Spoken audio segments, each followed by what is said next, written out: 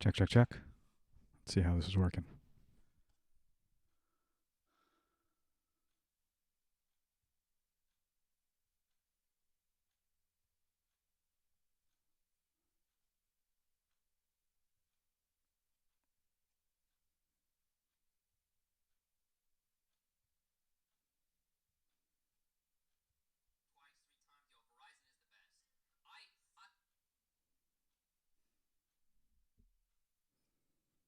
Ahoy, hoy, hoy.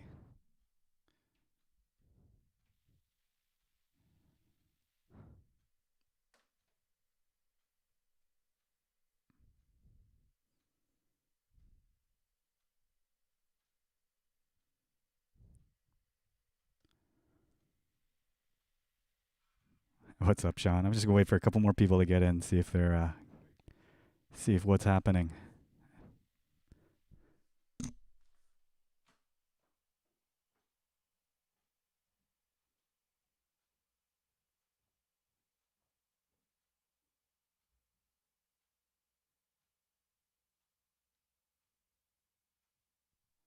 Alrighty.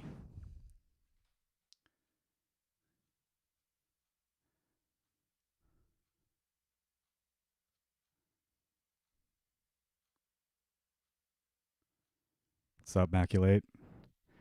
I give it a little bit. Let some people jump in. I'm gonna go grab a glass of water real quick, but this is it right here. DJM S11 coming out of the box, and then I'm gonna take a break, set everything up, set my turntables up, and maybe just do a first impressions run through.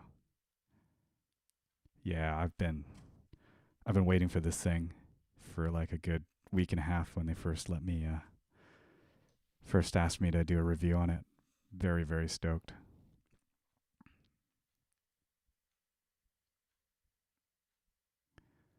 So yeah, I only get this thing for 2 weeks. I'm gonna try and make some videos on it. I'm going to definitely write a review on it. I'm gonna try and do a video review. I'm terrible at video reviews, but I'm gonna try and do it anyway. And I'm just about to open it. Let's see who's on board. What's up, Richard Tripster? I'm like streaming to fucking four different services right now, so I'm just gonna be jumping around a few different places. But it's up to people on Twitch, Facebook, and Instagram all at once.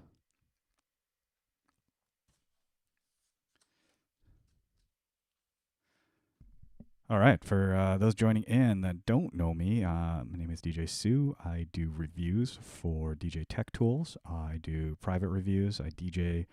I write music. I used to do all this for a living. I don't anymore, or I won't be anymore because of COVID. But one of my side hustles is still doing these reviews. So I got sent this bad boy, the Pioneer DJM S11, brand new 2-channel follow up to the S9. So I figured I'd just do an unboxing. This is going to be kind of cool because people are super hyped on this mixer. So let's get this started.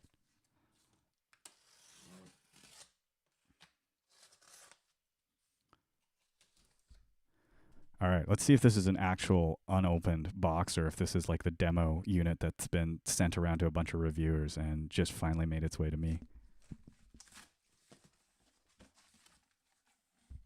The good old box within a box. All right, hang on a sec. This is going to take a little bit to get out.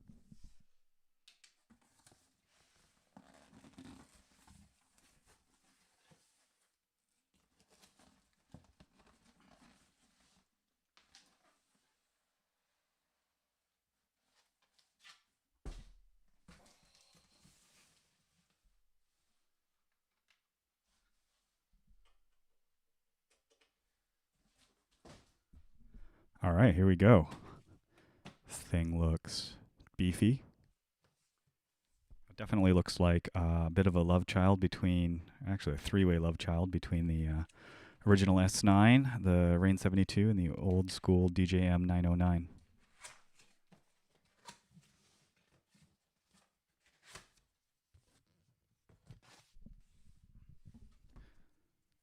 All right.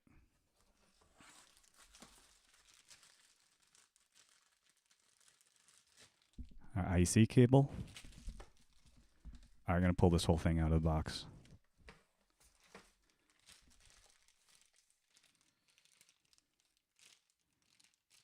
just a single USB cable.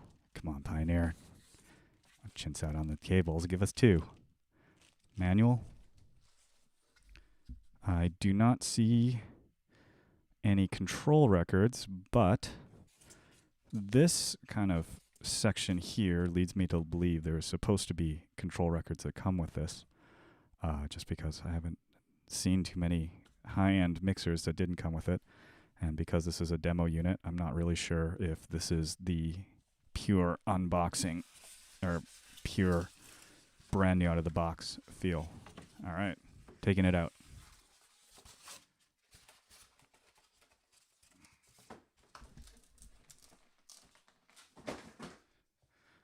It's light. It's a lot lighter than the 72. Pioneer tends to use a lot more plastic in their build, so that's probably why. Here we go. Oh, this is this is pretty sexy. Here, let's take it out. So the mirrored finish is, I don't know if I like it or if I find it kind of gaudy. It's I feel I can see like a bunch of smudges going on there. I kind of like the sort of matte or burnished like metal here. So let's take a look at this thing. Let's see, it is pretty, it's actually a little bit longer than the 72. Let's see, you can see the edge of my 72 over here. So it extends out by almost a centimeter. But it's made up for the fact that the 72 bumpers go further than the S11 bumpers. Let's take a look. Let's see if I can pull this off. Yeah, the stems are nice and metal. That's good.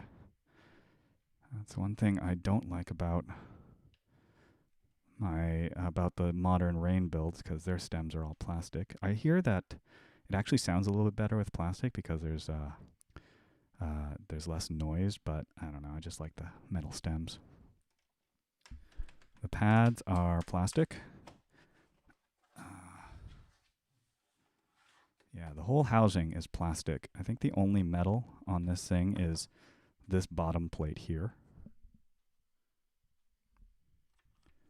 You got your classic headphone fader, which a lot of people love. I never did. I liked it when I was using the 57 like 13 years ago, but I've gotten more used to the Q buttons. All right, let's take a look at the let's take a look. Okay, we got our browse keys, load, or browse encoders. Finally have a nice single row layer for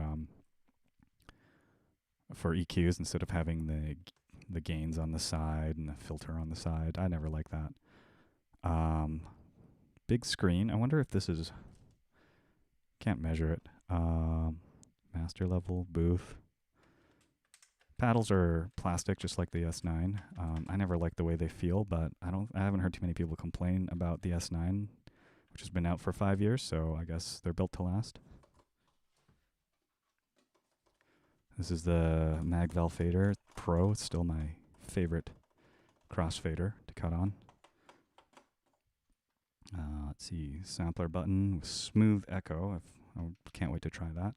So you've got your bank of effects, which is just like the S9. Like this section here is basically the S9. This part here. The pads are a lot bigger, and they're rectangular as opposed to square, so that might take some getting used to. They're typical Pioneer, so they don't have any give to them, whereas these sort of MPC style pads, you actually can like feel it on the 72 depress a little bit, so that's something different. You got your switches. Here, let's take a look here. A lot of stuff going on back here. All right, so I'm going to be using turntables, so I'm going to take these out. I don't know, maybe I'll set up the 12s, but I bet Pioneer is not going to want pictures of the S11 next to the Rain 12s. So we got the 3 outputs, RCA, XLR, quarter inch. That's standard. That's awesome. These two are controlled by the same volume knob. This one is its own. 2 USBs, USB in, so I can plug in 12s or CDJs. Kensington lock, nice beefy ground knobs. That was one thing I hate about the old, like the 900.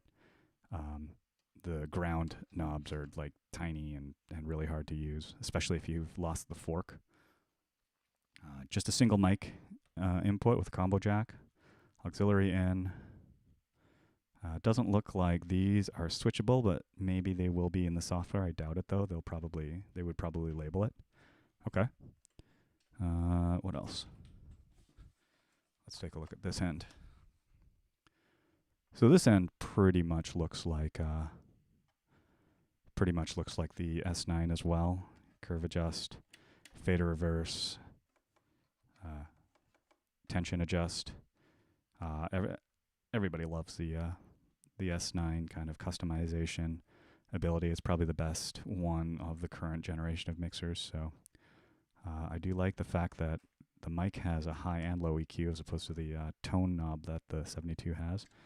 And then the echo effect, overused echo effect on the mic. I can do it on the 72 here. Check it out. Echo. All right. So, yeah, there it is. I've unboxed it here. I'm just going to pull the 72 over just a little bit so you can see these two exactly side by side.